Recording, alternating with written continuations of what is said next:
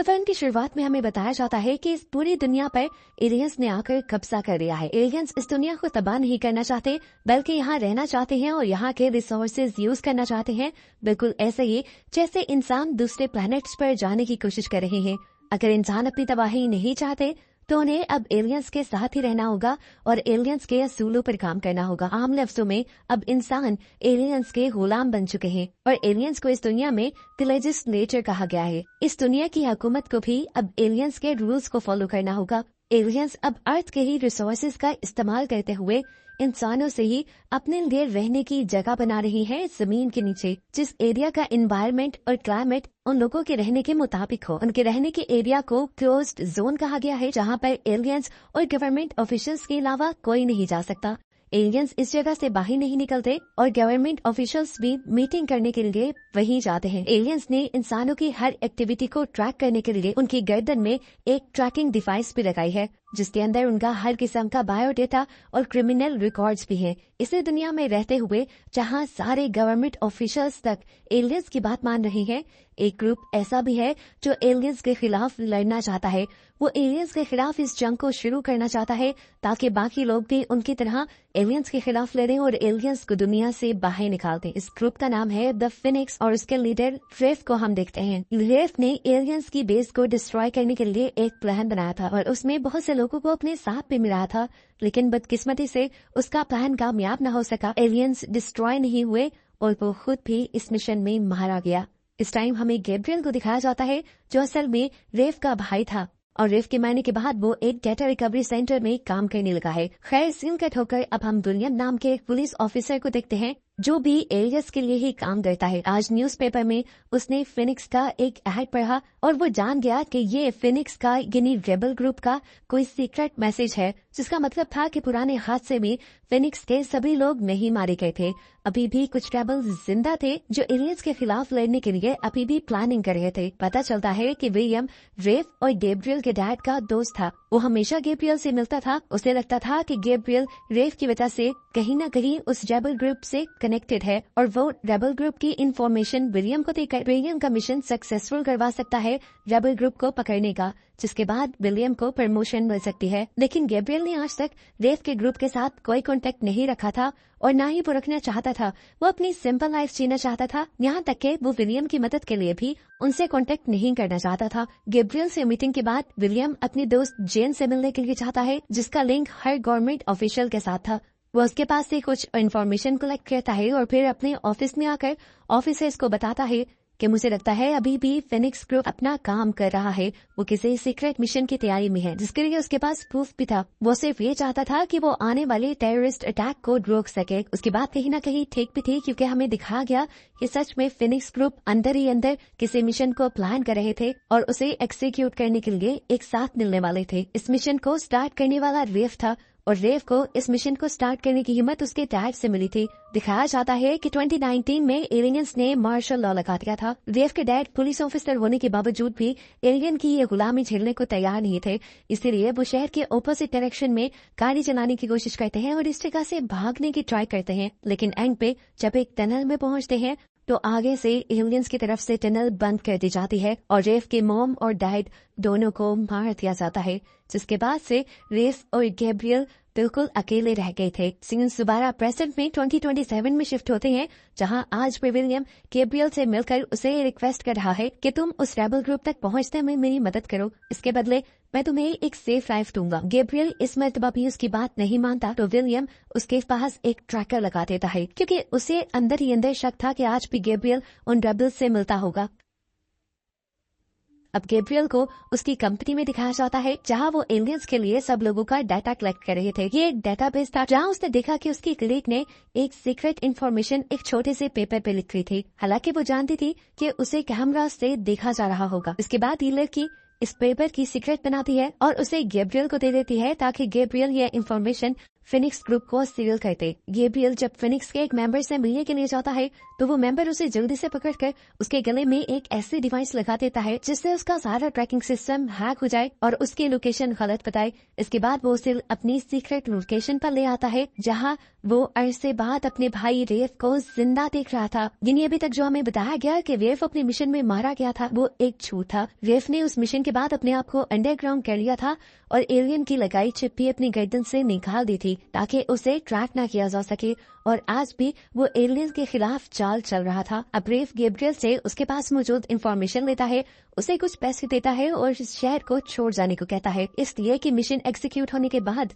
कहीं न कहीं गैब्रियल का फिनिक्स ग्रुप के साथ होने का नाम आ जाएगा और उसे अरेस्ट कर लिया जाएगा। लेकिन रेफ ऐसा नहीं चाहता। गैब्रियल भी रेफ की कहे के मुताबिक इस सिटी छोड़ने को तैयार था। यहाँ फिनिक्स को ये इन्फॉर्मेशन मिली थी कि सोल्जर्स के होने वाले नए रैली के अंदर इस शहर के मेयर्स के साथ साथ एलियंस भी आने वाले थे और बस उन्हें तभी अपना मिशन एग्जीक्यूट करना था। वो एक बॉम्ब की मदद से एलियंस पर हमला करना चाहते थे। उस रैली के अंदर सिर्फ इनवाइटेड लोगों ने आना था, अननोन पर्संस का वहां आना अलाउ नहीं था। इनके लिए एक मुश्किल थी कि ये अंदर जाएंगे कैसे। दूसरी मुश्किल इनके लिए थी कि इन्हें मेयर की लोकेशन को भी ट्रैक करना था जिसका पासवर्ड गैब्रियल इन्हें दे गया था और इनको एक ऐसे बॉम्ब की भी जरूरत थी जो एलियंस या किसी भी मशीन में डिटेक्ट न हो पाए और ऐसा एक बॉम्ब इनकी एक साइंटिस्ट इन्हें बना भी देती है। ये बॉम्ब ऑर्गेनिक चीजों से बना था, यानी इसमें किसी भी किस्म की मेटल इस्तेमाल नहीं हुई थी तो मेटल डिटेक्टर पे ये डिटेक्ट ही ना हो पाता। इस मेटल को टच करने पे ये इनविजिबल हो जाता था और जब इसके ऊपर 2 मरतबा टच होता तो एक बहुत बड़ा एक्सप्लोड यानी धमाका होता। अब आज रैली का दिन भी आ जाता है।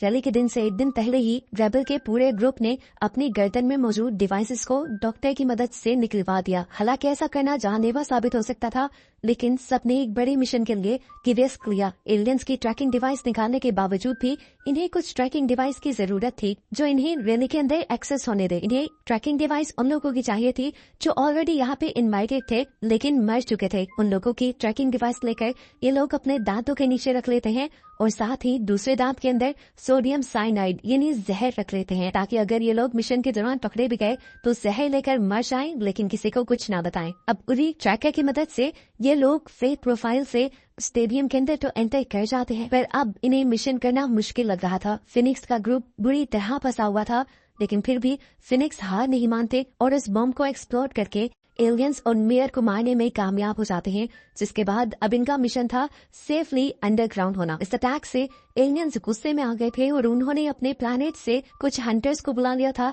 जिससे वो अटैकर्स को पकड़ पाए। अब जिन डिवाइसेस की मदद से इन लोगों ने स्टेडियम के अंदर एंट्री ली थी वो डिवाइसेस तो ये लोग गिरा चुके थे।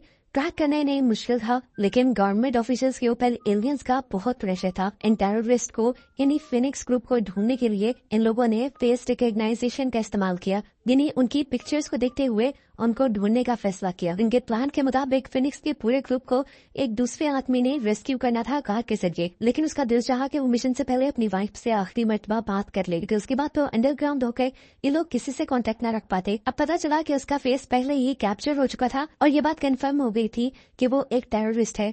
तो उसको पकड़ने के लिए और ब्लैकमेल करने के लिए उसके घर पर पुलिस वाले पहुंच जाते हैं और जैसे ही वो घर पे कॉल करता है तो पुलिस वाले कॉल उठाते हैं। इन्होंने उसकी वाइफ और उसकी बेटी को बंदी बनाया हुआ था। वो यहाँ उसकी फैमिली से उसको ब्लैकमेल करते हुए उसके बाकी साथियों का भी पता चला लेते हैं। इधर वक्त पर जब फिनिक्स ग्रुप का ये बंदा उन्हें लेने के लिए नहीं आता तो ये अपना प्लान भी इस्तेमाल करते हैं और लोकली इस शहर से बाहर निकलने का फैसला करते हैं। ये लोग बसेस में बिना ट्रैक के बैठने में कामयाब हो भी गए थे, लेकिन अब अपने साथी की गद्दारी की वजह से पुलिस ने आधे रास्ते में ही नहीं रोक लिया।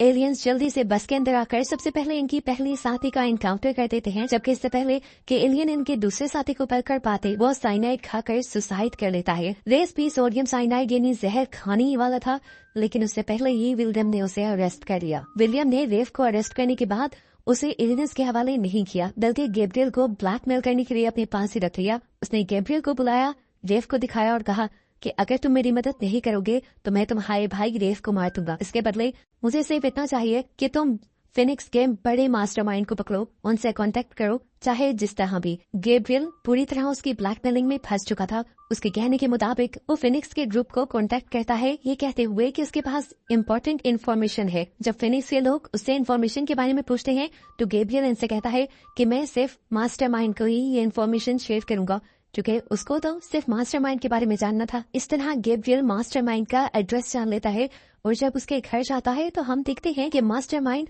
और कोई नहीं बल्कि विलियम की सबसे क्लोज फ्रेंड ही थी, जिसके घर वो मूवी के स्टार्ट में भी आया था। गैब्रियल जब उसके घर गया तो उस औरत ने देखते ही गैब्रियल का नाम लिया, जैसे वो उसे पहले से ही जानती हो, और गैब्रियल ने सुनकर शॉक हो गया कि किस तरह। असल में वो गैब्रियल के डैड की भी दोस्त थी। इससे पहले कि वो ज्यादा कुछ बता पाती, गैब्रियल को ट्रैक करते हुए विलियम अपने साथियों के साथ यहाँ पहुंच जाता है और आते ही अपनी ही दोस्त का इनकाउंटर कर देता है। उसके बाद उसके घर की तलाशी ली जाती है, जहाँ से बहुत सारी ट्रैकिंग डिवाइस और रिकॉर्डिंग डिवाइसेस मिलती हैं। पता चलता है कि उसके घर सारे ही हाई प्रोफाइल गवर्नमेंट ऑफिशियल्स आते थे, जिनका लिंक कहीं न कहीं एलियंस से था। वो जब भी एलियंस के बारे में कोई बात करते थे तो वो यहाँ पे रिकॉर्ड हो जाती थी और इस तरह वो एलियंस के बारे में इंफॉर्मेशन इकट्ठी करती थी और फिर अपना प्लान बनाया करती थी उनके खिलाफ। इन्हीं हाई प्रोफाइल लोगों में एक पुलिस कमिश्नर भी थे, जिन्होंने ही एलियंस के रैली में आने वाला इंफॉर्मेशन जेन को दिया था, इस औरत को दिया था, लेकिन वो नहीं जानते थे कि वो औरत एक स्पाई भी हो सकती है। कमिश्नर की इस इररिस्पॉन्सिबिलिटी की वजह से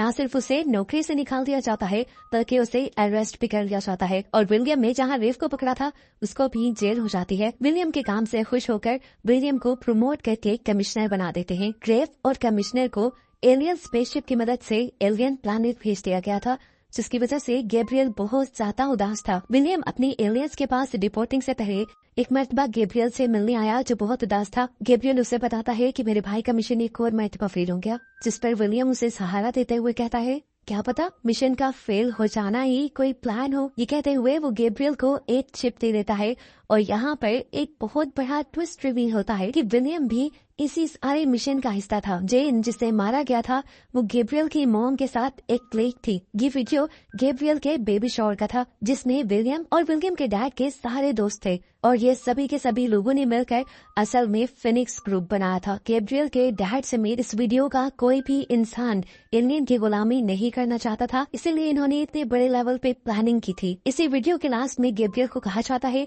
कि तुमने भी ये फाइट कंटिन्यू रखनी है और लोगों को अपने लिए मोटिवेट करना है। मूवी दोबारा प्रेजेंट में यानी 2027 में आती है, जब विलियम एलियन सिविलाइजेशन के अंदर अपनी फर्स्ट रिपोर्टिंग एलियन को देने के लिए जा रहा है और इस टाइम उसकी पूरी बॉडी पर वही इनविजिबल लिक्विड है जो किसी बम की तरह एक्सप्लोड हो जाता है। मतलब ये कि सारी प्लानिंग यही थी, पहला मिशन फेल हो जाए, विलियम को प्रमोशन मिल जाए, जिसके बाद विलियम एलियन सिविलाइजेशन के अंदर जाकर पूरी एलियन सिविलाइजेशन को ही तबाह कर दे। और यहाँ एक मजेदार ट्विस्ट ये था कि इस पूरी मूवी में मास्टरमाइंड कोई और नहीं बल्कि विलियम खुद था, जिसे हमेशा फिनिक्स के खिलाफ दिखाया गया और इसके बारे में चेन के अलावा किसी को भी कुछ पता नहीं था। अब विलियम के क्लोज जोन यानी एलियन सिविलाइजेशन में जाते ही वो एलियन सिविलाइजेशन एक्सप्लोड हो जाती है, वहाँ धमाका हो जाता है और वो एलियन सिविलाइजेशन तबाह हो जाती है। इसके तबाह होने के बाद एलियंस को डर लग जाता है, क्योंकि अब फिनिक्स ग्रुप के अलावा भी